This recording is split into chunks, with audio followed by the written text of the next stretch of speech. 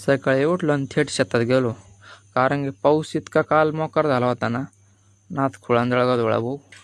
तसा high alert be दिला होता आणि मला टेक्स्ट मेसेज आला होता की पुढील 3 तासात विजांच्या कडकडाटासह वादळी वाऱ्यासह मुसळधार पाऊस होण्याची शक्यता आहे, तरी नागरिकांनी सतर्क राहावे, असा एक मेसेज आला होता.